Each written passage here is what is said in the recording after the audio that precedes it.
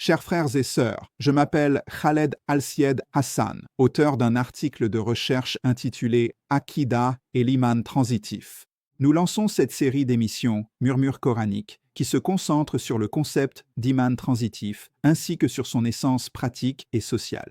Cette émission sera produite dans différentes langues à l'aide de l'intelligence artificielle. Murmures coraniques, épisode 1, les concepts coraniques de l'iman qui pourraient changer votre vision de la religion. Lorsque les gens entendent le mot iman, ils pensent généralement à une croyance intérieure, un ensemble de convictions ancrées dans le cœur, ce que l'on appelle communément l'akida, le credo. Cette compréhension est répandue et profondément enracinée, considérant l'iman comme une relation personnelle et spirituelle entre une personne et son créateur, centrée sur l'affirmation de l'invisible. Mais si le sens premier de l'iman dans le Coran n'était pas ce que nous croyons intérieurement, mais plutôt les actions que nous accomplissons pour accorder la sécurité aux autres, et si l'essence de l'iman était d'apporter la sécurité et non simplement de se sentir en sécurité? Cet épisode explore 5 concepts surprenants issus d'une analyse linguistique approfondie du message coranique, des idées qui pourraient transformer notre compréhension de ce que signifie être un mu'min.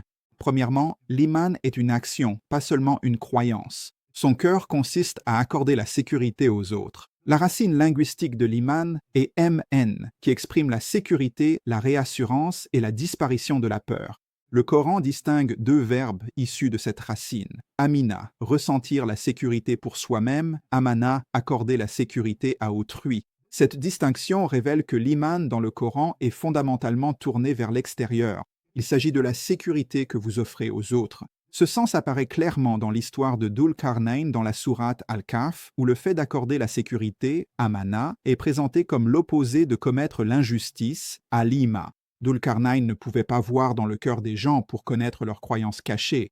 Son jugement, accorder la sécurité à ceux qui faisaient le bien ou punir ceux qui commettaient l'injustice, devait se fonder sur des actions visibles et des comportements observables. Ici, l'iman devient un acte de justice qui accorde la sécurité, tandis que l'injustice est un acte d'oppression qui enlève la sécurité. Ce sens pratique de l'iman et de l'islam est renforcé par un célèbre hadith prophétique. Le musulman est celui dont la langue et la main ne nuisent à personne, et le mu'min est celui à qui les gens confient leur vie et leurs biens. Dans ce cadre, l'islam équivaut à accorder la paix aux autres.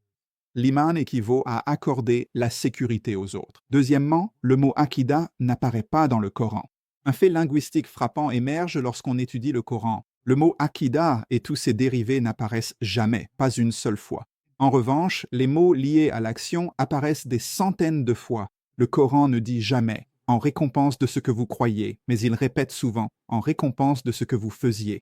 Cette réalité linguistique montre que l'accent du Coran est mis sur les actions et leur impact réel sur la société, et non sur des croyances internes abstraites. Troisièmement, la destruction des nations est due à l'injustice et à la corruption, et non à l'incrédulité. Les récits coraniques des nations passées offrent un éclairage révélateur sur les raisons de l'effondrement des civilisations. Une lecture attentive révèle que leur destruction n'était pas principalement due à l'incrédulité envers Dieu, mais à l'injustice généralisée, à la corruption et à la tyrannie. Le Coran associe explicitement la destruction à l'injustice. Nous avons détruit ces villes lorsqu'elles ont commis des injustices. Al-Kahf 59. Nous avons détruit les générations précédentes lorsqu'elles ont commis des injustices. Yunus 13. Le châtiment divin est survenu en raison de crimes sociaux et éthiques concrets qui ont détruit la justice et la sécurité, et non en raison de croyances cachées connues seulement de Dieu.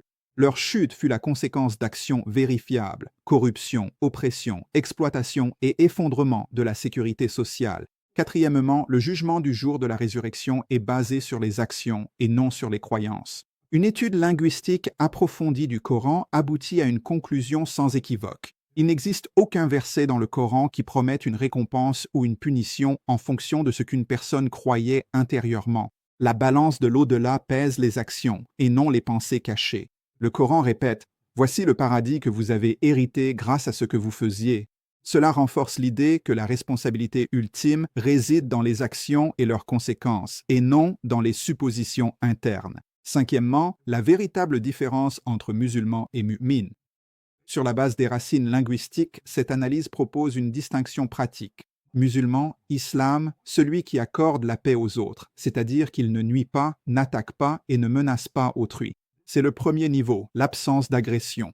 Mu'min, iman, celui qui accorde la sécurité aux autres, c'est-à-dire que les autres se sentent totalement en sécurité, protégés et rassurés en sa présence. C'est un niveau supérieur, la présence de confiance et de sécurité. Une analogie simple, deux pays peuvent être en paix, mais continuer à se méfier l'un de l'autre. C'est l'islam, la paix sans confiance profonde. Deux pays peuvent avoir des frontières ouvertes, une libre circulation et une confiance mutuelle totale. Ceci est l'iman, la sécurité, pas seulement la paix. Ainsi, tout mu'min est nécessairement musulman, mais tout musulman n'atteint pas le niveau de mu'min. Conclusion. Une lecture linguistique du Coran montre que son message est centré sur l'iman social actif. L'islam équivaut à accorder la paix aux autres. L'iman équivaut à accorder la sécurité aux autres. Ce n'est pas simplement une conviction intérieure, mais un engagement pratique à construire un monde de sécurité, de confiance et de justice. Cette compréhension nous laisse avec une question profonde. Comment notre monde changerait-il si nous mesurions l'iman non pas par ce que nous croyons, mais par la paix et la sécurité que nous offrons aux autres?